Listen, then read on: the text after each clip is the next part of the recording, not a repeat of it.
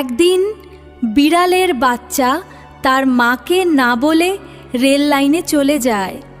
মিউয়ের মা তাকে দেখে রেল লাইন থেকে ডেকে নিয়ে আসে আর বলে, এখানে একদিন জঙ্গলে খরগোশ চিন্তায় পাগল হয়ে যায়। সে দেখে তার বাচ্চা খিরগু রেল লাইনে, অন্যদিকে ট্রেন আসছে। আর ঠিক তখনই তোমার বাবা খিরগুকে দেখতে পায়।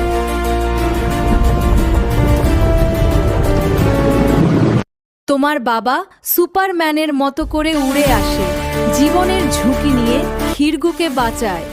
তারপর জঙ্গলে নিয়ে আসে আর খিরগুকে বোঝায়, একা আসলে বিপদ। তারপর রাতে ফিরে আসে। তাই তুমি একা আর রেল লাইনে যেও না মামুনি মিউ।